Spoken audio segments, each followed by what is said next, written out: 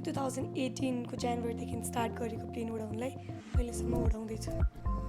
दुःख सम्झिँदाखेरि यो युनिफर्म याद आउँछ अहिले।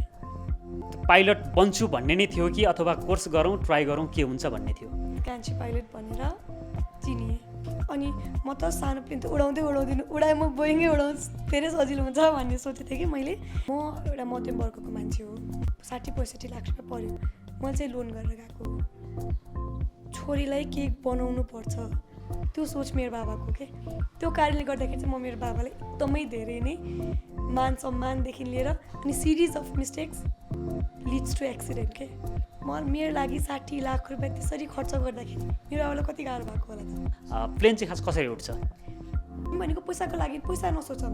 पैसा भने त दुःख गर्दै गयो मैले पनि कमाएँ, दुःख गर्दै गइन्छ सबैले कमाइन्छ। मेरो लागि हरेक पेसा समान हो। म कहिले पनि यो पेसा सानो म पाइलट म ठुलो होइन। यो चिज भनेको चाहिँ मेन भने नि सर पाइलटमा भर पर्छ जस्तो लाग्छ कि मलाई। फिल्मी कुरा समेट्छौँ सम्पूर्ण कुरा। युट्युब च्यानलहरूको भिडमा हामी हौँ फिल्मी कुरा समेट्छौँ सम्पूर्ण कुरा। यहाँहरू सबै दर्शकमा हार्दिक स्वागत व्यक्त गर्छु। म श्याम हरि।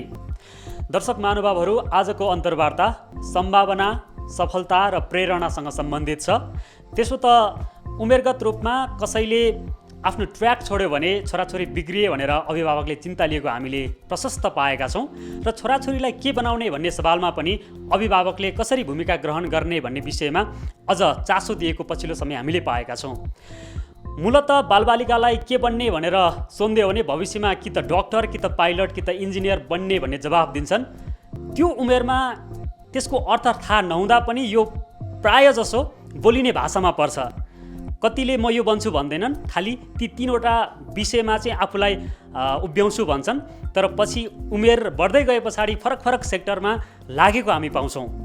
आजको मेरो अतिथि बाल्यकालमा धेरै के बन्ने भनेर सोद्धाखेरि त्यो उत्तर दिने सवालमा यी 3 मैले जुन ओड भने ती 3 ओडमध्ये एक ओडलाई प्राथमिकता दिएर आफ्नो जीवनमा लागू गर्दै सफलता हासिल गरेको व्यक्ति हुनुहुन्छ, जसको उमेर कम तर सफलता ज्यादा र प्रेरणाको स्रोत धेरै युथका लागि हुनुहुन्छ भनेर आज मैले उहाँलाई प्रस्तुत गर्दै गरेको छु।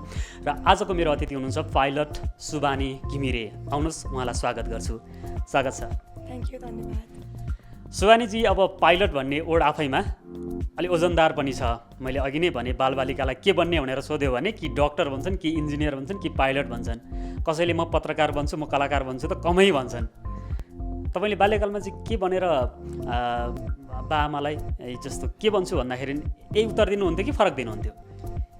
सर म त बच्चैदेखि कि पाइलट कि इन्जिनियर कि डक्टर भन्नुहुन्थ्यो।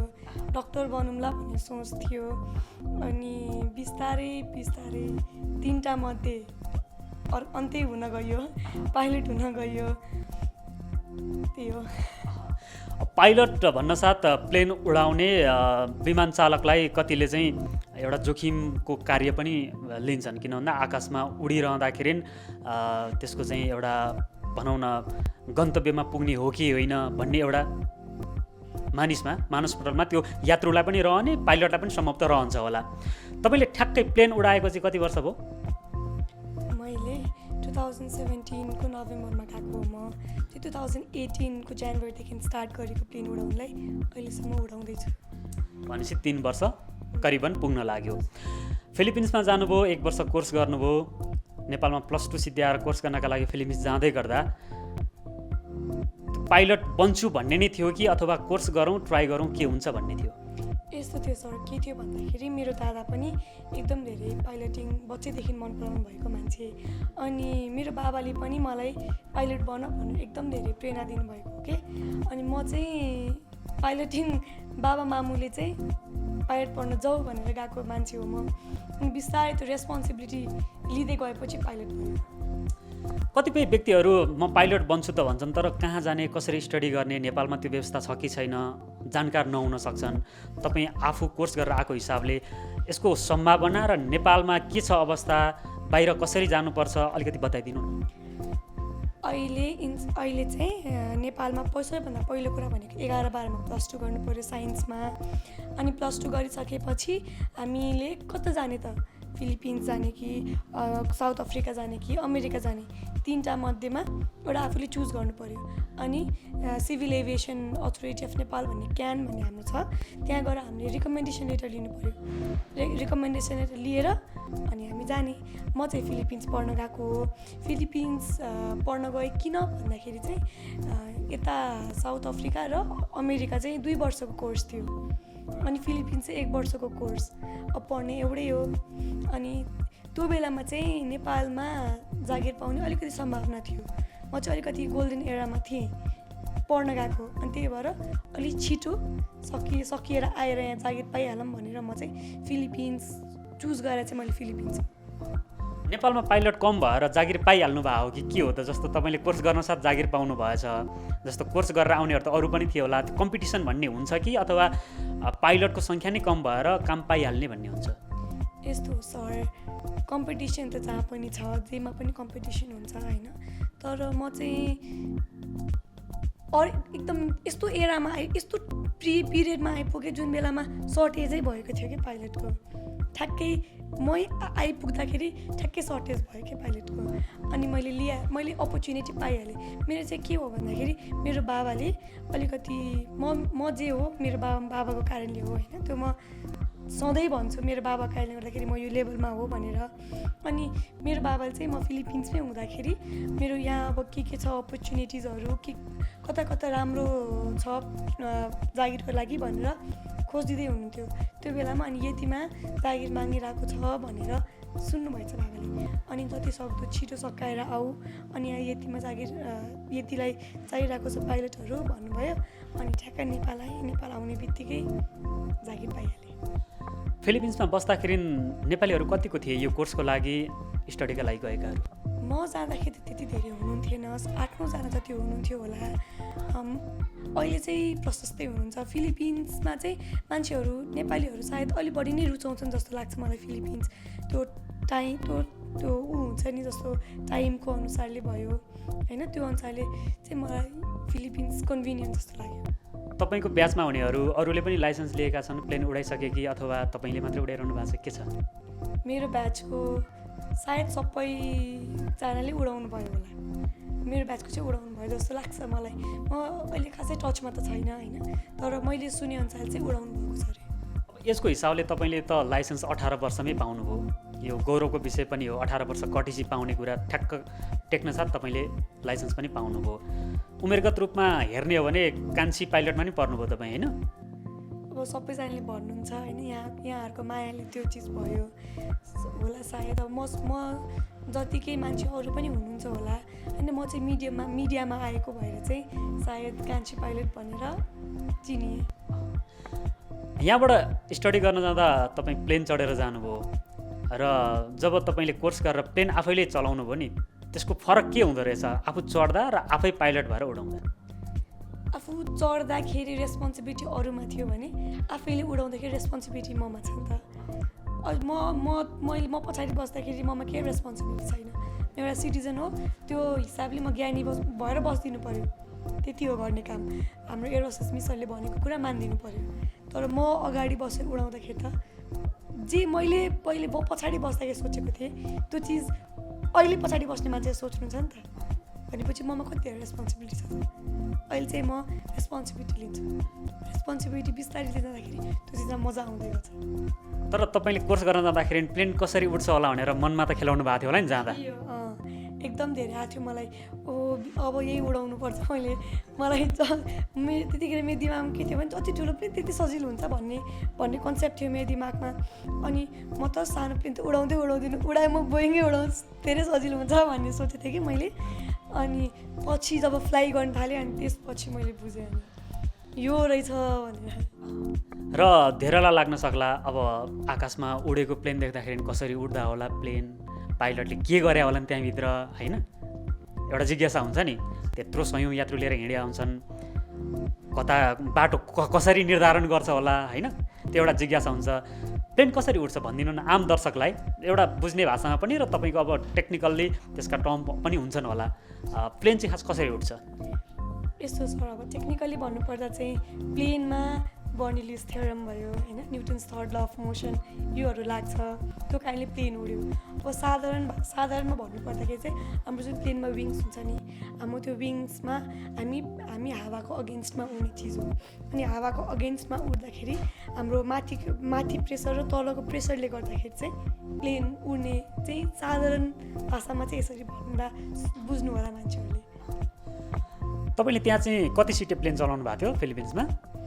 फिलिपिन्समा पहिला मैले 152 उडाएको 2 सिटर, त्यसपछि मैले चारजना बस्ने उडाएँ 172, त्यसपछि पाइपर सैनिका उडाएँ होइन, त्यसमा 6 जना बस्नु मिल्थ्यो। त्यसरी मल्चा इन्जिन गरेर म फर्केर आएको। अनि त्यो बखत चाहिँ नेपालमै आएर केही गर्छु भन्ने लाग्यो कि अथवा अपर्च्युनिटीका लागि अन्त पनि ट्राई गरौँ भन्ने केही थियो सोच? यस्तो थियो सर, म चाहिँ कस्तो खालको मान्छे भन्दाखेरि सानैदेखि देशमै गर्नुपर्छ भन्ने सोच होइन। अनि फिलिपिन्समा पनि हामीलाई अब एज अ इन्स्ट्रक्टर बस होइन, फ्लाइट इन्स्ट्रक्टरको गर बस भनेर भन्नुभएको थियो त्यहाँको क्याप्टनहरूले। तर हामी चाहिँ नेपालमा अपर्च्युनिटी छ, नेपालै गएर गर्ने, आफ्नै देशमा गर्ने, मर्ने अर्काको देशमा किन आफ्नो देशमा मरौँ भनेर आफ्नो देश फर्केर आएको। अब धेरै साथीहरू जो यति बेला हेरिरहनेका लागि पाइलट कसरी बन्ने त भन्ने सवालमा तपाईँले धेरै कुरा त अब कोर्स गर्नुपर्छ, त्यसको लागि 1 वर्ष कोर्स अथवा 3वटा देश उपलब्ध छन् त भन्नुभयो। खर्च कति लाग्ने हो? अब आर्थिक रूपले सम्पन्न भएका मात्र व्यक्ति यसमा आबद्ध हुन पाउने हो कि धेरैलाई त्यो प्रश्न पनि हुनसक्छ, एउटा मध्यमवर्गीय परिवारले गर्न सक्छ कि सक्दैन, 1 वर्षभित्र अब ठुलो रकम पनि जुटाउनु पर्ने हो कि कति जति लाग्दो रहेछ? सर यस्तो हो, कस्तो भन्दाखेरि यो पाइलटिङ भन्ने पेसा भनेको आफ्नो इच्छा हो होइन। मान्छेहरू कति धेरै क्रेजी हुन्छ फ्लाइङमा होइन। यो अब पैसा भन्ने कुरा प्राइमरी हो होइन। म एउटा मध्यम वर्गको मान्छे हो, म एउटा साधारण मान्छे हो। अनि मैले सबै लोन लिएर गएको हो। मैले पढ्दाखेरि चाहिँ $55,000 पढेको होइन। $50,000 मैले ट्रेनिङ गरेर आएको। त्यो भने चाहिँ नेपालमा 60-65 लाख रुपियाँ पऱ्यो। मैले चाहिँ लोन गरेर गएको हो। किन भन्दाखेरि मेरो बाबामामुलाई पढाउनु थियो के। तपाईँको बुबाआमा केमा आबद्ध हुनुहुन्छ पेसाले? मेरो बाबा लेखा सम्बन्धी हो, मेरो मम्मी चाहिँ घरमै बस्नुहुन्छ। यति ठुलो रिस्क छोरीको लागि लोन लिएर त्यसरी अब बाहिर पठाउँदै गर्दाखेरि यो जब सेक्योर छ कि छैन भन्ने पनि चिन्ता त बुवा आमाले थियो होला नि? थियो होला। तर मेरो बाबा चाहिँ कस्तो भन्दाखेरि छोरीलाई केही बनाउनु पर्छ, छोरीलाई एउटा खुट्टामा उभाउनु पर्छ। छोरी जस्तो अब मान्छेको बच्चैदेखिको के मेन्टालिटी हुन्छ भन्दाखेरि छोरी अर्काको घर बिहे गरेर जाने हो भन्ने कुरा। मान्छेले छोरीलाई पढाउनु भनेको पानीमा पैसा हाल्नु भन्थे पहिलेदेखि नै होइन। तर मेरो बाबाको सोच चाहिँ के भन्दाखेरि छोरी अर्काको घर जाने हो, त्यही भएर खुट्टामा उभाउनुपर्छ। त्यो सोच मेरो बाबाको के। त्यो कारणले गर्दाखेरि चाहिँ म मेरो बाबालाई एकदमै धेरै नै मान सम्मानदेखि लिएर जे चिज पनि फ्यामिलीको अगेन्स्टमा गरिँदैन। बाबाको त्यति त्यो कुराको कारणले गर्दाखेरि म अहिले त्यत्रो 50-55 लाख रुपियाँ 60 लाख रुपियाँ बाबाले लोन लिनुभयो मेरो लागि। त्यो त रिक्स हाई रिक्स थियो त्यो बेलामा। आएर जब पाइन्छ पाइँदैन के हुन्थ्यो, तर पनि छोरीको लागि भनेर गर्नुभयो नि त। त्यो त चुक्ता भइसक्यो होला नि, 2-3 वर्ष त प्लेनै उडाइसक्नुभयो। छैन, कहाँ त्यति छिटो चुक्ता हुन्छ नि, समय लाग्छ, बिस्तारै चुक्ता होला। कतिको प्राउड गर्नुहुन्छ बुवा मम्मीले एउटा छोरी कम एजमा यसरी प्लेन उडाइरहँदाखेरि अहिले तपाईँले यति एयरलाइन्समा आबद्ध रहेर नेपालभित्रकै उडान भर्नुहुन्छ, कहिले पोखरा पुग्नुहुन्छ, कहिले विराटनगर पुग्नुहुन्छ, कहिले कुन विमानस्थल पुगिरहनु भएको हुन्छ होइन? के भन्नुहुन्छ बुवा मम्मीले? मेरो बाबा स्पेसली मेरो बाबा जस्तो प्राउड हुन्छ नि, जो छोरीको मैले गरेको दुःख देखेर कतिपय मान्छेहरू कस्तो हुन्छ भन्दाखेरि छोराछोरीले गरेको मेहनत या बाबाआमाले गरेको मेहनत देखिरहेको हुँदैन। जस्तै अहिलेको जेनेरेसनको बच्चाहरू मलाई जहाँसम्म लाग्छ उहाँहरूले बाबाआमाले गरेको स्ट्रगल, बाबाआमाले गरेको दुःखहरू खासै देखेका हुँदैनन्। किन भन्दाखेरि हाम्रो फ्यामिलीको सोच के हुन्छ भन्दाखेरि मैले दुःख गरेँ मेरो बच्चा बच्चीले नगरून्, त्यो मेन्टालिटी छ कि होइन। अनि मेरो बाबाको सोच चाहिँ के भन्दाखेरि मैले दुःख गरेँ म मान्छे बनेँ, तिमी दुःख गर तिमी मान्छे बन्छौ। अनि अहिले त म मान्छे बनेँ नि त। त्यो मान्छे बने पनि म भन्दिनँ, मान्छे बन्ने प्रोसेसमा छु म, सक्सेसको प्रोसेसमा छु म होइन।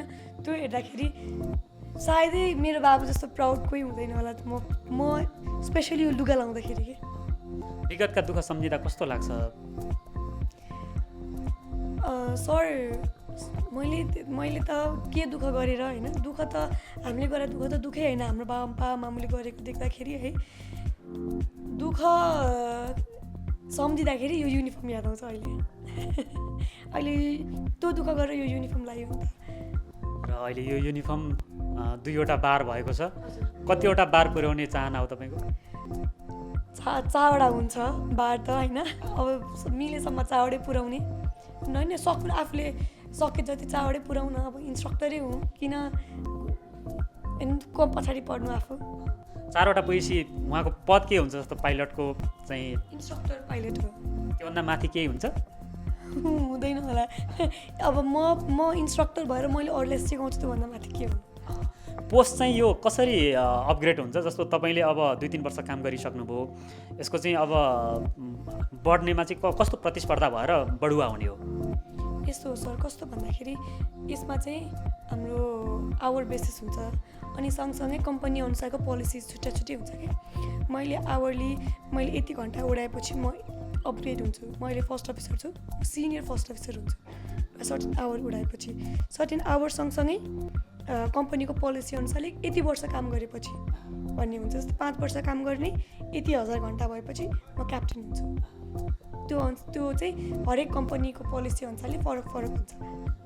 तपाईँ पाइलट त बन्नुभयो, अब बाल्यकालमा तपाईँले भन्नुभयो नि म अर्को बन्छु भन्थेँ, अहिले फरक पेसामा छु, सफलता पनि मिलिरहेछ। यो पेसामा आउनका लागि कसैले प्रेरणा दियो अथवा तपाईँले फलो गर्नुहुन्थ्यो अथवा कोही व्यक्तिको जीवनीबाट आफू प्रभावित भएर म चाहिँ यो बन्छु है भनेर आफ्नो लक्ष्य निर्धारण गर्नुभयो? के छ? हाम्रो पाइलट साथीहरू थुप्रै हुनुहुन्छ, ती साथीहरू कसैलाई फलो गर्नुहुन्थ्यो कि? यस्तो सर, म पहिले त मेरो लागि रोल मोडलले बाबा हो होइन। हाम्रो घरमा कोही पाइलट हुनुहुन्थेन, पाइलटहरू नभएको कारणले गर्दाखेरि हामीमा त्यस्तो पाइलटको लागि पाइलट यस्तो हुन्छ भनेर अगाडि त्यो बाटो देखाउने मान्छे पनि हुनुहुन्थेन होइन। अनि जब म पाइलट पढेर आइसकेपछि चाहिँ यति धेरै मान्छेहरूले सपोर्ट गर्नुभयो मलाई। यतिमा आबद्ध भएँ म होइन, यतिको सरहरूले होइन। अब हाम्रो सरहरूले मलाई यति धेरै कुराहरू सिकाउनु भयो होइन। क्याप्टेन समर्थ भन्ने सरले मलाई मान्छे कसरी के हो त पाइलट भनेको, किनभने म त सानै उमेरमा पाइलट भएँ अनि हाम्रो दिमागमा के हुन्थ्यो भन्दाखेरि हामी जसरी एसएलसी 11-12 जसरी गऱ्यो नि त्यस्तै सोचिन्थ्यो क्या। तर पाइलटिङ यो प्रोफेसन त छुट्टै हो नि त। अब म प्रोफेसनल भएँ नि त, मलाई त्यो प्रोफेसनल बनाउन सिकाउनु भयो होइन। हाम्रो क्याप्टेन प्रमोद सर हुनुहुन्छ, उहाँले हाम्रो ओडियो हो नि यति एयरलाइन्सको अपरेसन डाइरेक्टर हो प्रमोद सर, उहाँले सिकाउनु भयो क्या कसरी मान्छेमा त्यो पेसेन्स कसरी आउँछ होइन। बिस्तारै त्यो सिक्दै गयो होइन। नाजिर दाई होइन, अब नाजिर सर, नामगेल सर, सारङ सरहरूले अब हाम्रो इन्स्ट्रक्टरहरू सरहरू हुनुहुन्छ होइन। अब रूप सरसँग सिक्या हो, रूप सर उहाँहरूसँग हरेक पाइलटसँग हरेक चिज सिक्न मिल्ने छ क्या हाम्रो यतिमा चाहिँ। अब सबैमा त्यही होला होइन। म चाहिँ अब यतिसँग आबद्ध भएर ठुलोदेखि सानोसम्म हरेक पाइलटको हरेक एउटा धारणा छ क्या। एक उहाँको यो चिज लिनुपर्छ, उहाँको यो चिज लिनुपर्छ। मेरो लागि चाहिँ अब पाइलट पढ्नुभन्दा अगाडि रोल मोडल बाबा, पाइलट पढिसकेपछि हाम्रो यति एयरलाइन्सको एन्टायर क्याप्टेनहरू मलाई सपोर्ट गर्ने म्यामहरू होइन, रजनी दिदीहरू, शर्मिला दिदीहरू एकदम धेरै जसले सपोर्ट गर्नुहुन्छ नि, उहाँको कारणले गर्दाखेरि चाहिँ यो ठाउँमा उभिन सक्ने, यहाँले यसरी अन्तर्वार्ता लिन सक्ने अवस्थामा उभिएको चाहिँ हो। यो पेसा चाहिँ कतिको सेक्योर प्रोफेसन हो? जस्तो यो पेसामा आउनेहरूको उमेर हदबन्दी हुन्छ कि हुँदैन? जस्तो कामको हिसाबले एउटा प्रेसरमा काम गर्नुपर्ने हुन्छ कि हुँदैन? अथवा फ्रिली नै काम गर्न पाइन्छ कि के हुन्छ यसको? यस्तो हो सर, फ्लाइङ भनेको प्रेसरमा गर्ने चिजै होइन। जति प्रेसर भयो त्यति धेरै स्ट्रेस हुन्छ। स्ट्रेस भनेको मिनिमाइज गर्नुपर्ने हो फ्लाइङमा होइन। अब मैले देखेअनुसार पाइलटहरू चाहिँ फ्रिली नै उडाइरहनु भएको देख्छु, म पनि फ्रिली नै उडाउँछु। हाम्रो पेसामा चाहिँ अब सायद प्रोफेसन जे पेसामा पनि, म पाइलटिङ मात्रै भन्दिनँ, जे पेसामा पनि आफ्नो पर्सनल लाइफ र प्रोफेसनल लाइफ छुट्टै हुन्छ। त्यही भएर यो पाइलटिङ पेसामा चाहिँ आफ्नो पर्सनल लाइफ लिएर आउने होइन, किनभने प्रोफेसनली स्ट्रेस र पर्सनल स्ट्रेस फरक हुन्छ क्या। त्यही भएर म चाहिँ के सबैजनालाई सजेस्ट पनि के गर्छु र म आफू पनि इम्प्लाइ के गर्छु भन्दाखेरि एकदम स्ट्रेसफुल भएर रिल्याक्स भएर जति धेरै हर्ड भयो त्यति धेरै मिस्टेक हुन्छ अनि series of mistakes leads to accident के। एक्सिडेन्ट इन्सिडेन्ट त हामीले गर्नु भएन। त्यही भएर शान्त पेसेन्स भएर स्ट्रेस फ्री भएर अरूले स्ट्रेस दिन्छ मेरो बाबाले भन्नुहुन्थ्यो क्या सर एउटा चिज सधैँ म लागु गर्छु क्या हजुरले मलाई गाली गर्नुहुन्छ मैले लिए पो गाली भयो त मैले लिँदै भने त हजुरलाई फिर्ता भयो नि होइन त त्यो चिज लिएर हिँड्ने सोच हो क्या म चाहिँ त्यही भएर स्ट्रेस अरूले दिनुहुन्छ म लिने कि नलिनु त म स्ट्रेस लिएँ म स्ट्रेसफुल भएँ म लिनँ म स्ट्रेस फ्री भएँ त्यही भएर अब नर्मली पनि स्ट्रेस फ्री भएरै काम गर्नु पर्छ यो फ्लाइङ भनेको चाहिँ रिल्याक्स पेसेन्स आनन्दले गर्ने चिज हो सुरक्षित छ आफैमा यो पेसा धेरै सुरक्षित छ जस्तो कहिलेकाहीँ फ्लाइङको कुरा हुँदाखेरि चाहिँ अब वेदर खराब भयो भने के होला कसो होला होइन बाआमालाई चिन्ताको विषय पनि रहला वेदर एकैछिन फेरबदल पनि भइरहन्छ त्यस्तो अवस्थामा चाहिँ कतिको जोखिम हुन्छ सर यस्तो जोखिमपूर्ण भनेको म चाहिँ हरेक चिजलाई जोखिमको रूपमै लिन्छु क्या प्लेन मात्रै होइन हरेक चिज जोखिम छ है हामी नेचरको विपरीतमा उड्दैछौँ अहिले हामीलाई नेचरले उड्नु दिएको होइन हामी विपरीतमा उड्ने भएर मान्छेहरूले ओ प्लेन उड्यो भन्छ होइन सायद अहिले गाडी पनि उडा भए बस पनि उडा भए त्यस्तो खासै फरक पर्दैन थियो नि त होइन त अब प्लेन मात्रै उड्छ त्यही भएर मान्छे आत्तिन्छ नि त अब उड्नकै लागि बन्या चिज हामी उड्नकै लागि बनायो भने त्यस्तो आत्तिनुपर्छ भन्ने जस्तो चाहिँ मलाई लाग्दैन म उडाउँछु मलाई थाहा छ नि त म कुन लेभलसम्म रिस्कलाई मिनिमाइज गर्न सक्छु भन्ने चिज मलाई थाहा छ मेरो सिनियरलाई थाहा छ मेरो क्याप्टनहरूलाई थाहा छ त्यही भएर त्यस्तो आत्तिनुपर्छ जस्तो चाहिँ मलाई लाग्दैन तपाईँको ब्याचसम्म आइपुग्दाखेरि नेपालमा लाइसेन्स लिने पाइलटको सङ्ख्या कति पुगेको थिए मसम्म भनेपछि 570 जना होला किनभने मेरो लाइसेन्स 570 हो म चाहिँ 570 जना हो जस्तो 572 जना भनौँ न मैले बुझेअनुसार चाहिँ 572 जना मान्छे चाहिँ थिए मसम्मलाई अब अहिले पछि फर्दर के भयो कसो भयो मलाई थाहा भएन त्यो हो कि जस्तो मलाई लाग्छ है मलाई पनि प्रपर आइडिया भएन यसको बारेमा यो सङ्ख्या आफैमा कम हो कि बढी हो जस्तो लाग्छ तपाईँलाई सर यस्तो हो कस्तो भन्दाखेरि प्लेन अनुसारको हुन्छ होइन हाम्रो नेपालमा कति प्लेन छ त्यो अनुसारको पाइलटको डिमान्ड हो नि त होइन अनि मलाई जहाँसम्म लाग्छ जति प्लेन छ त्यति अनुसारको पाइलटिङ चाहिँ ठिकै हो कि जस्तो लाग्छ अब म पछि कति आउनुभयो मलाई थाहा छैन 560 570 जना 570 572 जना चाहिँ हुनुहुन्थ्यो म आउँदाखेरि अब यसपछि फर्दर मलाई आइरहन्छ लाइसेन्स लिइसकेपछि बेरोजगार चाहिँ बस्नु पर्दैन होला होइन यसको काम पाउने सम्भावना ज्यादा नै हुन्छ कि के हुन्छ भन्न सकिँदैन सर अब कतिपय मान्छेहरू बस्नु भएको छ होइन कतिपय मान्छेहरूले 4 वर्ष 5 वर्ष पनि जागिर पाउनु भएको छैन अब त्यो ठ्याक्कै यस्तो हो भन्ने चाहिँ सायद भन्न नमिल्ला कि नेपालमा चाहिँ उडानका लागि कतिको उपयुक्त ठाउँ हो जस्तो विमानस्थलहरूको अवस्था हेर्दा कहिलेकाहीँ धावन मार्गमा चिप्लिएर प्लेन लडेका कुराहरू धेरै आउँछन् होइन कहिलेकाहीँ वेदरका कारण धेरै होल्ड हुनु परेका समाचारहरू आउँछन् उपयुक्त स्थान हो नेपालका लागि प्लेन उडाउनका लागि चाहिँ हो नि सर यस्तो राम्रो नेचर छ यस्तो राम्रो सिनेरी छ अब कस्तो भन्दाखेरि यो चिज भनेको चाहिँ मेन भने नि सर पाइलटमा भर पर्छ जस्तो लाग्छ कि मलाई म कस्तो उडाउँछु मलाई उडाउन आउँछ भने जुन ठाउँ पनि राम्रो भयो होइन त मलाई उडाउन आउँदैन भने त्यो बाटो पनि त नि खतरा ड्राइभर छ भने मनाङ मुस्ताङ सजिलो भन्छ होइन त नभए अलिक डरलाग्दो ड्राइभर छ भने हाइवे नै गाह्रो भन्छ होइन त्यस्तो जस्तो मलाई लाग्छ मेरो धारणा है भनेपछि सिपमा पनि भर पऱ्यो र आफ्नो आत्मविश्वासमा पनि भर पऱ्यो कसरी त्यसलाई ह्यान्डल गर्ने भन्ने कुरा होइन जे चिज फ्लाइङमा चाहिँ जे छ त्यो हो कन्फिडेन्स अब ओभर कन्फिडेन्स पनि हुन भएन होइन जे छ त्यो हो कन्फिडेन्स र अर्को मेन भने पेसेन्स जस्तो त्रिभुवन अन्तर्राष्ट्रिय विमानस्थलमै कहिलेकाहीँ चाहिँ चरा ठोकिएको पनि समाचार आउँछ कि प्लेनमा यो चाहिँ त्यो हावाको बेगले त चराहरू त्यसरी ठोकिनु नपर्ने होइन र त्यो एउटा बेग हावाको बेगमा आउँदाखेरि त चराहरू त साइड लाग्नुपर्ने हो नि बेगको हिसाबले पनि यस्तो हुन्छ जस्तो मलाई लाग्छ है कस्तो भन्दाखेरि सर अब चरा उडिरहेको हुन्छ हामी ल्यान्ड गर्न आएपछि जस्तो माथि जति अल्टिट्युड लिँदै गयो त्यति यो चिज सुनिँदैन किन भन्दाखेरि चराको पनि उड्ने अल्टिट्युड हुन्छ नि त होइन अनि अब हामी एक सुरले ल्यान्ड गर्न आएको हुन्छ चरा पनि आफ्नो फ्लोमा हिँडिरहेको हुन्छ नि त नि अब त्यो चराहरू चाहिँ कस्तो हुन्छ अब लो अल्टिट्युडमा हुन्छ होइन अनि लो अल्टिट्युडमा चाहिँ अब उनीहरूको अब लो गुडहरू हुन्छ त्यहीँ होइन अब घाँसै घाँस हुन्छ हाम्रो नेपालमा त होइन अनि त्यो कारणले गर्दाखेरि हुनसक्छ अब त्यो आवाजले तर्सिन सक्छ अब त्यो त जे पनि हुनसक्छ अहिलेसम्म फ्लाइटमा त्यस्तो परे छैन नि तपाईँको मलाई चाहिँ छैन धावन मार्गमा चिप्लिने यताउता समस्या छैन होल्ड गर्नु परेको अवस्था किनकि ट्राफिक जाम परेर?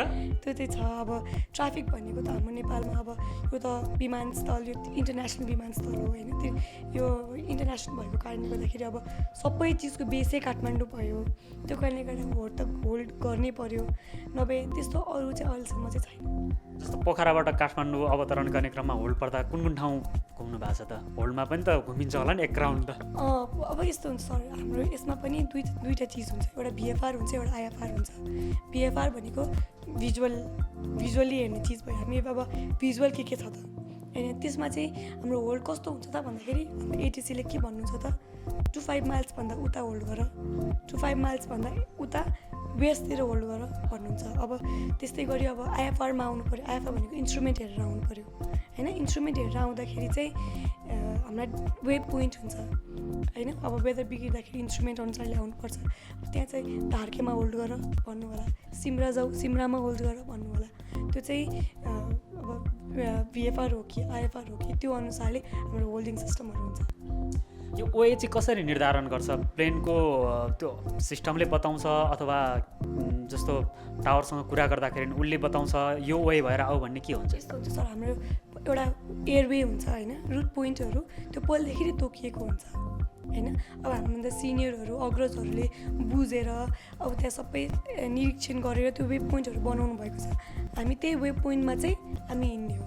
जस्तो सडक यातायातमा लेन मिच्यो भने ट्राफिकले कारवाही गर्छ नि, प्लेनमा के हुन्छ? जस्तो तपाईँहरूलाई तोकेको ओए भन्दा कहिलेकाहीँ ट्र्याकबाट आउट भएर तपाईँहरू जानु हो भने त्यो मिस हुने, प्लेन नै हराउने अथवा कहीँ गएर त्यो हुन्छ? त्यस्तो हुँदैन। कस्तो भन्दाखेरि अब कहिले काहीँ के हुन्छ भन्दाखेरि हाम्रो जुन रुट छ त्यही रुटमा ठुलो वेदर हुन्छ। अब त्यो वेदरको सिस्टमलाई चाहिँ मैले छल्नु पऱ्यो। छल्नको लागि म मेरो जुन डिरेक्सन छ त्योबाट म राइट जान्छु या लेफ्ट जान्छु भने नि मैले त्यो चिज चाहिँ एटिसीलाई भनिदिनुपर्छ। म मेरो यो ट्र्याकबाट यति डिग्री यता गएको छु, मैले यति डिग्री चाहिँ म नर्थतिर छु या यति डिग्री म साउथतिर छु भनेर एटिसीलाई इन्फर्म गरिदियो भने त खासै फरक परेन। अनि त्यसमाथि पनि के हुन्छ भन्दाखेरि मेरो जुन वेब पोइन्टहरू छ त्यो हाम्रो जस्तो मैले भर्खर भने नि आइएफआर भनेर हाम्रो जो इन्स्ट्रुमेन्टमा नि सबै चिज अलरेडी तोकिएको हुन्छ क्या। अनि हाम्रो इन्स्ट्रुमेन्टले भनिरहेको हुन्छ तिमी यति राइटमा छौ, यति लेफ्टमा छौ भनेर हाम्रो इन्स्ट्रुमेन्टले भनेको हुन्छ। त्यो भएर हामीलाई अलिक सजिलो हुन्छ। अब तपाईँले यसरी अनुभव लिइरहँदाखेरि अन्तर्राष्ट्रिय उडान भरौँ भन्ने पनि एउटा सङ्कल्प, लक्ष्य, उद्देश्य त मनमा लिनुभयो होला। यी कहिलेसम्ममा पुरा होला अथवा नेपालमै मात्रै गर्ने चाहना के छ कि बाहिर नजाने कि? यस्तो छ सर, म चाहिँ विदेश जाउँ भनेर म खासै कसैलाई सजेसन दिँदिनँ होइन। उडान जस्तो नेपालबाट अन्तर्राष्ट्रिय उडान चाहिँ के कस्तो भन्दाखेरि अब त्यसको लागि एउटा सर्टेन टाइम, सर्टेन क्राइटेरियाहरू पुग्नु पऱ्यो। अहिले त म यतिमा अवरुद्ध भएर म एकदमै धेरै नै सेटिस्फाइड छु। अनि अहिलेसम्म चाहिँ मैले इन्टरनेसनलको लागि त्यतिसम्म सोचिसकेकै छैन। अब बिस्तारै आवर पुग्दै गएपछि एउटा सर्टेन आवरहरू चाहिन्छ। एजबार पनि हुन्छ होला नि त्यसको, जस्तो आवरसँगै एजबार यति चाहिँ अनुभव लिएको? यस्तो हुँदैन, जस्तो कम्तीमा 5 वर्ष अनुभव, 10 वर्ष अथवा 25 कटेको 30 कटेको हुन्छ? यस्तो हुँदैन। आवर चाहिँ एकदम जरुरी छ होइन। आवर अनुसारले नै हुन्छ। हाम्रो फ्लाइङमा जे चिज पनि आवर हो। आवर एक्सपिरियन्स हुन्छ नि, अब त्यो कन्फिडेन्स। अब ममा यति सर्टेन आवर छ, त्यो सर्टेन आवर कटेपछि चाहिँ अनि इन्टरनेसनलतिर ट्राई गर्ने भन्ने सोच। अब यो पेसामा आबद्ध भएको व्यक्तिहरूको लागि जसरी तपाईँले अनुभव सेयर गर्नुभयो, कतिका कुरा नआएका पनि तपाईँ एउटा पाइलटको हिसाबले प्रतिनिधि भएर बोल्दाखेरि उहाँहरूको पनि प्रतिनिधि भएर धेरै कुराहरू आए जस्तो लाग्छ। यसमा आबद्ध हुनेहरूको तपाईँले भन्नुभयो नि पेसा पनि सुरक्षित, त्यसमा त्यो फ्रिली गर्ने जब हो, यसमा प्रेसर लिने कुरै हुँदैन। किन भन्दा प्रेसर लियो भने त जे पनि हुनसक्ने अवस्था रह्यो र धेरैको जीवन जोगाएर हिँड्ने एउटा होइन जिम्मेवारी पनि तपाईँहरूलाई छ। र यसमा यसरी काम गरिरहँदाखेरि जसरी मजा लिइरहनु भएको छ कामको, पारिश्रमिक पनि त्यसरी नै मजा लिने खालकै हुन्छ कि अथवा के हुन्छ? यस्तो हुन्छ सर, हाम्रो कस्तो हुन्छ भन्दाखेरि अब हाम्रो पोस्ट तोकिएको हुन्छ। पोस्टको अनुसारले हाम्रो बेसिक स्यालेरी हुन्छ होइन। जस्तै अब मेरो पोस्ट जुन छ त्यो पोस्टलाई अब 60,000 70,000 तोकिएको छ। त्यसपछिको जुन एक्स्ट्रा आवर म उडाउँछु नि, जुन एक्स्ट्रा आवर छ नि त्यो एक्स्ट्रा आवरको अनुसारले मलाई पे गर्नुहुन्छ क्या। अब मैले जति एक्स्ट्रा उडाएँ त्यति एक्स्ट्रा चाहिँ मैले स्यालेरी पैसा पाउँछु। अहिले मन्थली बुझेको तलब भन्न मिल्छ? मन्थली यस्तो हुन्छ सर अहिले त पेन्डेमिक यस्तो क्रिटिकल सिचुएसन छ त्यही भएर त्यति धेरै फ्लाइटहरू भएको छैन तर त्यति बेला धेरै फ्लाइट हुन्थे पेन्डेमिक थिएन होइन पेन्डेमिक भयो त 6-7 महिना त भने त्यो अगाडिको कुरा अब त्यो बेलासम्म अब दुःख गरे जति दुःख गरे त्यति आउँछ अब धेरै दुःख गर्दाखेरि 1 लाख खट्ला अब दुःख गरे छैन भने 50-60 हजारमै आउला अब त्यही हो कस्तो लाग्छ त्यो 1 लाख रुपियाँ टक्क आउँदाखेरि त एउटा छुट्टै प्राउड पनि हुन्छ होला नि होइन सर मलाई चाहिँ फेरि कस्तो छ भन्दाखेरि 1 लाख रुपियाँ मैले हातमा लिँदाखेरि मलाई त्यो खर्च गर्न माया लाग्छ किन त मैले दुःख गरेको चिज हो नि अनि त्यो बेला मलाई मेरो बाबाआमाको याद आउँछ क्या मेरो बाबाको याद आउँछ क्या मेरो बाबाले यति धेरै दुःख गर्नुभएको छ दुःख गरेर मेरो लागि 60 लाख रुपियाँ त्यसरी खर्च गर्दाखेरि मेरो बाबालाई कति गाह्रो भएको होला त होइन त त्यही भएर मलाई चाहिँ मेरो फ्यामिलीको कारण जुन त पैसाको महत्त्व बुझेँ नि सर मैले त्यो कारणले गर्दाखेरि त्यो मेरो दुःख हो भन्ने मात्रै बुझ्छु क्या सर मैले त्यो उडाउने त्यस्तो चाहिँ मेरो बानी छैन चुक्ता अझै भइरहेछ गर्दैछु सर बिस्तारै त्यो जारी छ नियम त्यो अब त्यो कहिलेसम्म सकिन्छ तहिलेसम्म गर्ने मेरो उद्देश्य छ जस्तो नेपालमा जहाज होइन किनेर ल्याउने भन्ने पनि कुराहरू चल्छ रकम ठुलो लाग्छ पनि भनिन्छ प्लेनलाई कति पर्दो रहेछ जस्तो सरदर तपाईँले उडाएको प्लेनको रकम कति हो त्यो त मिलियन पर्छ नि अरबौँ पर्छ नि अब त्यो त अब ठ्याक्कै यति भन्ने हुँदैन अब एटिआर त अरबौँ पर्छ सर अहिले तपाईँले चलाएको एटिआर 72 त्यसमा चाहिँ कतिजना पाइलट हुन्छन् 2 जना हुन्छन् अनि 72 सिट 2 एरोस्टेस अनि कुराकानी त निकै रमाइलो भयो र पाइलटकै पेसाको कुरा गर्दाखेरि नि युथहरूलाई चाहिँ तपाईँ के भन्नुहुन्छ जस्तो जो व्यक्तिहरू आफ्नो ट्र्याक छोडेर अन्त हिँडिरहेछन् अथवा फ्रस्ट्रेसनमा छन् डिप्रेसनमा छन् ओहो मैले त गरेको केही भएन मान्छेहरू 1-2 वर्षमै अत्तालिन्छन् नि धैर्य नै सबभन्दा ठुलो कुरो पनि भनिन्छ यो पेसासँग मात्र सम्बन्धित नभइकन तपाईँ जस्तो युथ एउटा सही ट्र्याकमा हिँड्ने हो भने त सफलता पनि मिल्दो रहेछ होइन उहाँहरूलाई चाहिँ के भन्नुहुन्छ जो अहिले ट्र्याकभन्दा आउट हुनुहुन्छ अथवा फ्रस्ट्रेसनमा हुनुहुन्छ गरेर पनि केही भएन भनेर पूर्वमा हात लगाइरहनु भएको छ उहाँहरूलाई के भन्नुहुन्छ सर यस्तो हो म सानो हुँदा मैले अघि भर्खर पनि भनेँ सानो हुँदाखेरि के बन्ने डक्टर बन्ने भन्यो होइन त त्यसपछि त्यो बिचबाट यस्तो सिचुएसन आयो त्यो सिचुएसनमा इन्जिनियर रोड बनाएकोदेखि इन्जिनियर बन्न मन लाग्थ्यो हस्पिटल जाँदा डक्टर बन्न मन लाग्थ्यो होइन त ब्याङ्क जाँदा ब्याङ्कर बन्न मन लाग्थ्यो तर सर्टेन टाइम आएपछि मेरो पनि सोच थियो म सायद पाइलटिङ नभए म चार्टर अकाउन्टेन्ट बन्थेँ होइन मलाई सिए बन्ने एकदम इच्छा थियो म चार्टर अकाउन्टेन्ट बन्थेँ होला तर मैले त्यो चिजलाई छोडेँ म पाइलटिङतिर आएँ किन त देखि मेरो फ्यामिलीले के बुझ्नु भएको छ मेरो छोरीको यसमा राम्रो हुन्छ भनेर मलाई मेरो बाबाआमाले ट्र्याक देखाउनु भयो त्यस्तै गरी जो मान्छेहरू फ्रस्ट्रेसनमा हुनुहुन्छ जो मान्छेहरू स्ट्रेस भनेको हरेक मान्छेलाई छ यो अहिलेको जेनेरेसनमा अहिलेको टाइममा हरेक मान्छेलाई स्ट्रेस छ किन कम्पिटिसन एकदम धेरै बढी छ क्या एकदमै धेरै कम्पिटिसन छ अहिलेको बेलामा त्यही भएर मेरो सजेसन मेरो सल्लाह के भन्दाखेरि आत्तिनु हुँदैन कहिले पनि नआत्तिनुहोस् जति आत्तियो त्यति बिग्रिन्छ कि कुराहरू बिस्तारै सहम हुँदै बिस्तारै गरौँ न अब कसैले 20 वर्षमा पैसा कमाउला कसैले 30 वर्षमा पैसा कमाउला कसैले 40 वर्षमा पैसा कमाउला पैसा कमाउनु मैले मेरो एउटा घाँस बाँच्राको पास भन्छ नि त्यो चिज मैले पूर्ति गर्नु भने पैसा कमाएको होइन र त्यो चिज त छ त्यो चिज बिस्तारै पूर्ति गर्ने नि अहिले त हामी फ्यामिलीसँग बसेका छौँ फ्यामिली सोसाइटीमा बसेका छौँ होइन पहिले भन्दा पनि अहिलेको जेनेरेसनहरू सोसाइटीमा बढ्न बढी रुचाउँछन् सोसाइटीमा छौँ टेन्सन नलिने बिस्तारै गर्ने पेरेन्ट्सले भनेको मान्ने अब म त जे पनि पेरेन्ट्सले भनेको माने होइन त्यही भएर म अहिले यो लेभलमा छु अझै मैले पेरेन्ट्सले भनेको मान्दै गरेँ म अझै माथि पुग्दै जान्छु होइन त त्यही भएर म चाहिँ सबैलाई एउटा चिजमा चाहिँ के भन्न चाहन्छु भन्दाखेरि आत्तिनु भएन पेसेन्स सबैभन्दा मेन कुरा पेसेन्स मजाले गर्ने ट्र्याक हेर्ने बुझ्ने अहिलेको इन्टरनेटको यति धेरै सुविधा छ के चिज आफूलाई कन्भिनियन्ट हुन्छ के पढ्ने म यति अहिलेको मान्छेहरू आउट अफ द बक्स हुनु पऱ्यो क्या ब्याचलर्स मास्टर म पनि ब्याचलर्स गर्दैछु मैले पनि ब्याचलर्स गर्थेँ हो होइन साइकोलोजीमा सोसल वर्कमा ब्याचलर्स गर्दैछु म पनि तर प्रोफेसनली त म छुट्टै छु नि त म चिनिएको त पाइलट भएर हो नि त होइन त्यही भएर आउट अफ द बक्स हुनु पऱ्यो क्या अलिकति केही भिन्न भयो भने पो त अलिकति मजा आउँछ नि होइन र त्यही भएर म अहिलेको युथहरूलाई चाहिँ के भन्छु भन्दाखेरि टेन्सन नलिने पैसा बिस्तारै आउँछ पैसा भनेको आउँदै त्यो परिश्रम गर्दै जाँदाखेरि आउने चिज हो क्या। तर जुन त्यो हुन्छ नि रेस्पेक्ट, त्यो सम्मान, त्यो चिजलाई सोचौँ क्या। अहिले हामी भनेको पैसाको लागि पैसा नसोचौँ। पैसा भने त दुःख गर्दै गयो मैले पनि कमाएँ, दुःख गर्दै गइन्छ सबैले कमाइन्छ होइन त। मैले दुःख गर्छु, मैले पैसा कमाएको छु होइन त। अब एउटा भरिएर दुःख गर्नुहुन्छ, उहाँले पनि त पैसा कमाउनु भएको छ नि होइन त। दुःख भनेको मान्छेले गर्दै जाँदा पैसा आफै आउँदै जाने चिज हो कि। त्यही भएर मेन भनेको चाहिँ आफ्नो एउटा सेल्फ रेस्पेक्ट, सेल्फ स्टिम हुन्छ नि जुन, त्यो चिजलाई बाँच्नु पऱ्यो क्या। सेल्फ रेस्पेक्ट छ, कन्फिडेन्स छ, ममा पेसेन्स छ, म संस्कारी छु, मेरो बाबाआमाले मलाई त्यो संस्कार दिनुभएको छ भने पछाडि पर्ने कुरै छैन नि। आज नभए भोलि नभए पर्सि आइहाल्छ। बाहिरी मुलुकमा चाहिँ समान नजरले हेरिन्छ हरेक पेसा व्यवसायलाई, तर नेपालको परिप्रेक्ष्यमा चाहिँ नेपाली समाजमा कुनै पनि पेसासँग कम्पेयर गरिदिने के।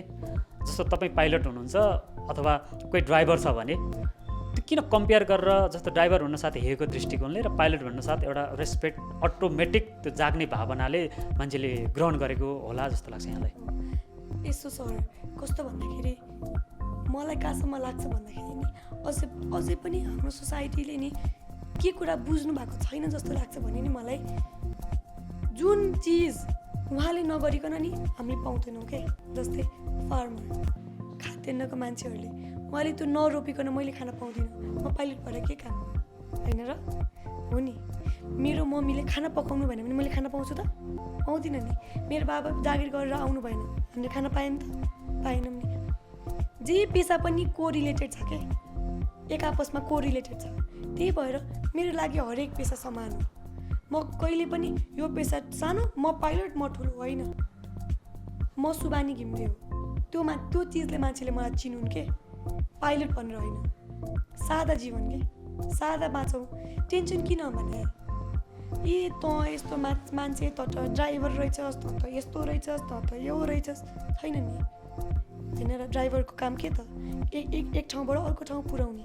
अहिले लकडाउनको बेलामा बस चलेको थिएन, अफिस खुलेको थियो, मान्छेलाई कति गाह्रो भयो, हिँड्दै जानुभयो होइन त। जो मान्छेसँग आफ्नो प्राइभेट चिज छैन, साधन नभएको मान्छे त हिँड्दै जानुभयो कि भयो नि त। कति धेरै महत्त्व रहेछ त ड्राइभरको होइन हो नि। त्यही भएर कुनै पनि चिज, कुनै पनि पेसा सानो र ठुलो होइन कि। मेरो लागि या हामीले सोच्नुपर्ने सबै पेसा सेम हो। हजुरलाई लाग्दैन सर? मलाई के लाग्छ भन्दाखेरि जस्तै म अस्ट्रेलिया बसेर आएँ होइन। अस्ट्रेलिया बस्दाखेरि म धेरै बस्न सकिनँ अस्ट्रेलिया, र सर्टेन टाइमको लागि बसेँ, 1 महिना 2 महिना बसेँ, म फर्केर आएँ। तर त्यहाँ नि जसलाई पनि रेस्पेक्ट छ कि, जो मान्छेलाई पनि सर र म्याम भनेर भनिन्छ कि। एउटा स्विपर हुनुहुन्छ भने नि म्याम यस्तो गरिदिनुहोस् न भन्छ क्या।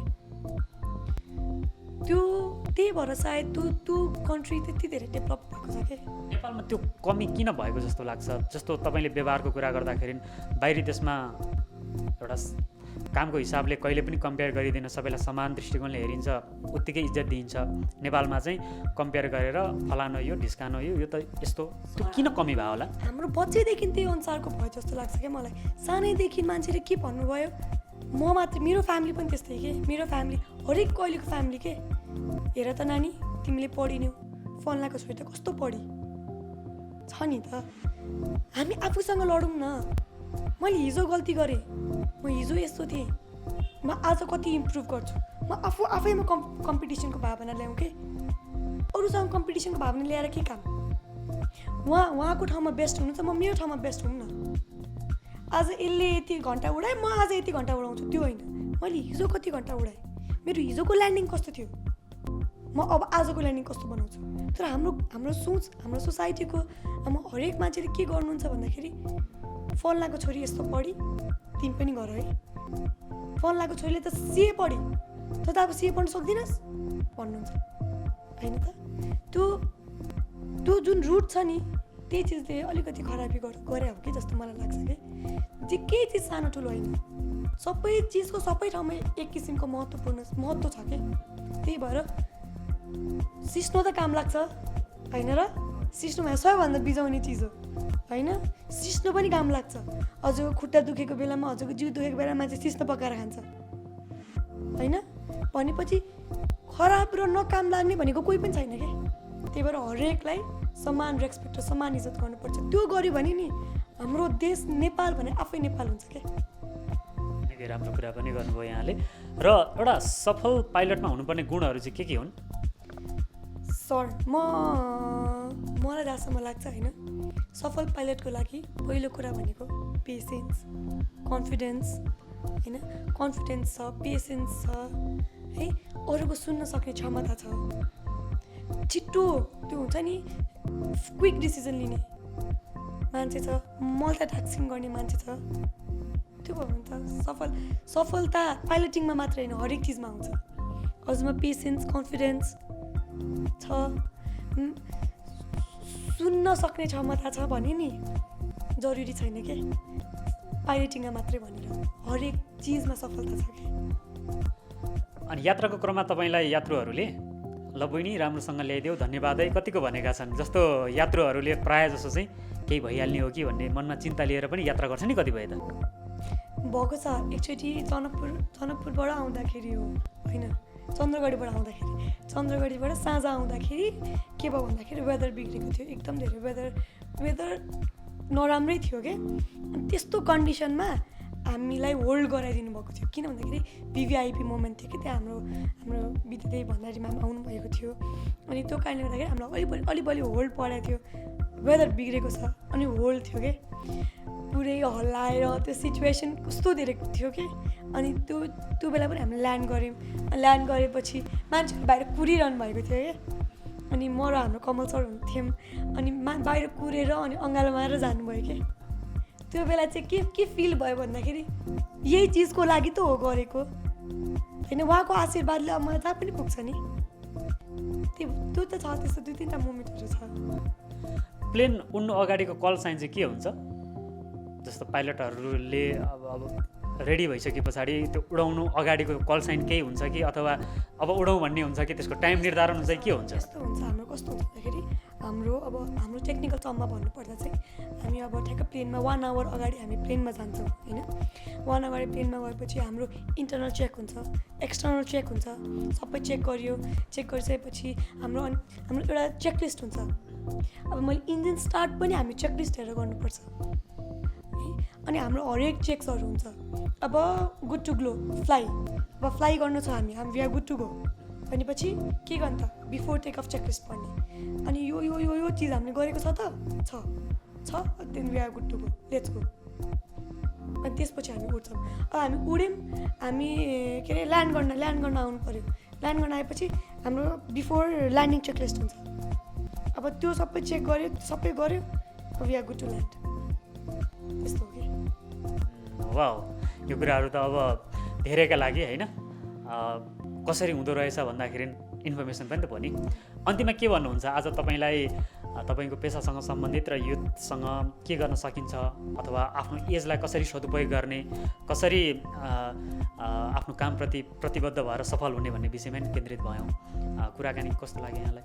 एकदम धेरै खुसी लाग्यो मलाई। हजुरलाई धेरै धेरै धन्यवाद यहाँ मलाई समय दिएकोमा होइन। अनि म चाहिँ हजुरको मार्फत एउटा के चाहिँ जनचेतना दिन चाहन्छु भन्दाखेरि अहिलेको युथहरू 12 सकाउनु भयो। 12 सकाएपछि उहाँहरू 90% मान्छेको दिमागमा अस्ट्रेलिया जाने भन्ने सोच छ। डक्टर बन्ने मान्छे आइएम भिड्नुभयो, इन्जिनियरिङ गर्ने मान्छे आइवे छिर्नुभयो, अरू सबै विदेश जाने सोचमा हुनुहुन्छ कि। जाउँ हामी सबै विदेश जाउँ, सिप सिकौँ, कला सिकौँ अनि आफ्नै देश आउँ।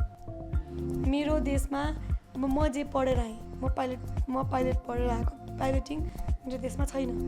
म बाहिरबाट सिकेर आएँ, नेपालमा आएँ, गऱ्यो त नेपालमै गऱ्यो नि त। उतै बसायो भने उतै फेसिलिटिजहरू हुन्थ्यो, उतै गर्न सकिन्थ्यो। तर आफ्नो देश आइयो। आफ्नो देशमा जे छ नि त्यो अरू ठाउँमा छैन क्या। त्यही भएर मेरो लागि चाहिँ जे गर्ने देशमा गर्ने। सायद हाम्रो देशमा कमी कमजोरी होला, धेरै चिज नमिल्ला, तर अबको जेनेरेसन हो नि त मिलाउने त।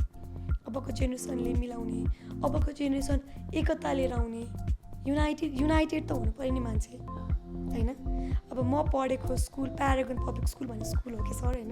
प्यारागनमा पढ्दाखेरि हाम्रो प्रिन्सिपल बिना म्याम हुनुहुन्थ्यो क्या। उहाँले हाम्रो त्यो मोटो नै अनेस्टी एन्ड लोयल्टी थियो क्या। त्यो ठाउँमा म जति वर्ष बसेँ होइन, म 4 देखि पढेँ प्यारागनमा, म 10सम्म पढेँ। प्यारागनको म्यामले हाम्रो प्रिन्सिपलले एउटै कुरा सिकाउनुहुन्थ्यो क्या हामीलाई, के त युनाइटेड हुनलाई। जति धेरै मान्छे युनाइटेड भयो त्यति हामीलाई तोड्न गाह्रो हुन्छ क्या। म जति युनाइटेड छु त्यति मलाई अरूले तोड्न गाह्रो छ क्या। त्यही भएर युनिटीमा बस्ने, आफ्नो देशमा बस्ने, सिप सिक्ने, बाहिर गएर सिक्ने, सिप बाहिर गएर सिक्ने, आउने आफ्नो देशमा गर्ने। यहाँको कारणले गर्दाखेरि, हाम्रो कारणले गर्दाखेरि सायद धेरै मान्छे जागिर पाउनुहुन्छ नि होइन। म त्यो बिजनेस, त्यो व्यवसाय म नेपालमा ल्याएर गरौँ त। जे हाम्रो नेपाली दाजुभाइ दिदीबहिनीहरू पनि विदेशमा गएर पनि एकदम राम्रो पोस्टमा बस्नुभएको छ। खतरा गाडी चढेर हिँड्नुहुन्छ, एकदम राम्रो व्यवसायमा हुनुहुन्छ। मैले हुनुहुन्न भनेको होइन, सबैजना राम्रो ठाउँमा हुनुहुन्छ। तर जुन त्यो व्यवसाय त्यहाँ खोलेछ नि, त्यो व्यवसाय यहाँ खोल्या भए कतिपय मान्छेलाई जागिर हुन्छ भनौँ त। यो खान नपाएको मान्छेको घरमा खाना पुग्छ होइन त। कतिपय मान्छेहरू त बिहान खाँदा बेलुका के खाउँ भन्ने पनि त छ नि होइन। हामी जस्तो मान्छेहरूले होइन, अब जो मान्छेहरू व्यवसायमा लाग्नुभएको छ उहाँ मान्छेहरूले यहाँ आएर सहयोग गर्न सक्यो, अगाडि केही चिजलाई नेपालमा प्रस्तुत गर्न सक्यो। हाम्रो देशमा के छ र? नभएको चिज के छ हाम्रो देशमा? हो कि भन्नु त ल। सदुपयोग मात्रै गर्नु पर्यो। सदुपयोग चाहिँ छैन कि, त्यही होइन त। वर्ल्डमा दोस्रो नम्बरमा पर्छ होइन नेपाल पानीमा, अनि हामीले पानी खान पाएको छ? मिलम्चीको पानी काठमाडौँवासीले कुरिरहेछ, छैन नि त। पानी अड्कलेर नुहाउनुपर्छ होइन त। सदुपयोग त जे पनि छ नि गर्नुपर्ने। अनि के अरे अस्ट्रेलियामा गएको छ होइन, अस्ट्रेलियामा 3 सिस्टर्स भन्ने एउटा ठाउँ रहेछ। अनि 3 सिस्टर भन्ने ठाउँमा बिहान 5:30 बजे उठेर दिदीहरूले, ल मेरो फुपूहरू हुनुहुन्छ त्यहाँ, लिएर जानुभयो क्या मलाई। एकदम हतारिँदै छिटो इन भन्नुभयो। अनि के किन रहेछ यो 3 सिस्टर्स भनेको भनेर गएँ कि। अनि माथि चढेँ, पुरा त्यो भर्याङ थियो, कुद्याछ हस्याङ फस्याङ भइसक्यो, कुदाइ हुनुहुन्थ्यो। अनि कुद्दै गएँ माथि, चढेको त लास्टमा 3टा ढुङ्गा रहेछ। त्यति 3टा ढुङ्गालाई सिमेन्टले बनाएर टक्क बनाइदिएर टुरिस्टलाई आउने टुरिस्ट डेस्टिनेसन। अब त्यस्तो कति छ हाम्रो देशमा, के छ हाम्रो पछि छ हाम्रो देशमा होइन त। त्यो चिजलाई उपयोग गर्न पाए त कहाँबाट कहाँ पुग्थ्यो हाम्रो देश होइन। माउन्ट एभरेस्ट छ, गौतम बुद्ध जन्मिनु भएको छ, सीता यहीँ हुनुहुन्छ। नेचुरल ब्युटीले भरिपूर्ण छ हाम्रो देश। आर्टिफिसियल केही छ त? नेचुरल छ होइन। हामी स्विजरल्यान्ड जान्छ किन त? आर्टिफिसियल चिज होइन क्या होइन। र नेपाललाई नेपाल बनाऊ न होइन। कहाँबाट कहाँ पुग्थ्यो क्या त्यो ठाउँ। सुबानी जस्तो साहसी नारी पनि हाम्रै देशमा हुनुहुन्छ। सर साहसी नारी नेपालमै छ क्या।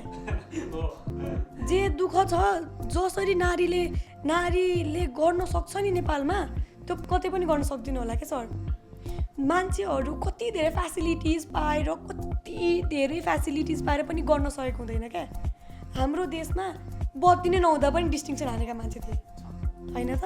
टुकीमा पढेर पनि डिस्टिङसन हानेका मान्छे थिएनन् त। अहिले हाम्रो नारी कहाँ पुगेका छैनन् त, कुन ठाउँमा छैनन् त होइन त।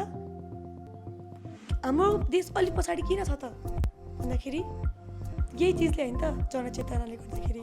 अब अहिले भनेको त हजुर र म मिल्नुपर्ने बेला हो कि। मैले जनचेतना दिन्छु यहाँको तर्फबाट होइन, मिडियाको तर्फबाट हो नि त मान्छेमा पुग्ने त। मलाई चाहिँ त्यो हुनुपर्छ जस्तो लाग्छ कि। निकै राम्रो विचार यहाँको। र अन्तिममा हामी दर्शकलाई पनि यही भन्छौँ, युथहरू राम्रो कामका लागि एक हौँ, प्रयास गरौँ, प्रयास गरेपछि अवश्य सफल भइन्छ। समय दिनुभयो, संवाद भयो। अर्को बसाइमा अझ रोचक विषयमा भलाकुसारी गरौँला। यो समय र संवादका लागि सुबानीजीलाई धेरै धेरै धन्यवाद। र तपाईँका उडानहरू सुरक्षित रहन्, सदैव सुरक्षित उडान भर्दै आफ्नो गन्तव्यमा पुग्नु होला, शुभकामना। धन्यवाद यहाँलाई, धेरै धेरै धन्यवाद। मेरो लागि यति धेरै समय निकालिदिनु भएकोमा पनि धेरै धेरै धन्यवाद यहाँलाई। यहाँ जस्तै मिडिया, अझै यस्तै मिडियाहरू भयो भने हाम्रो देश पक्कै माथि पुग्छ भन्ने मलाई चाहिँ ग्यारेन्टी छ। Thank you sir. अब सयौं पसल धाउनै पर्दैन। कोटेश्वर एरियाकै लोकप्रिय gents collection Emax fashion where.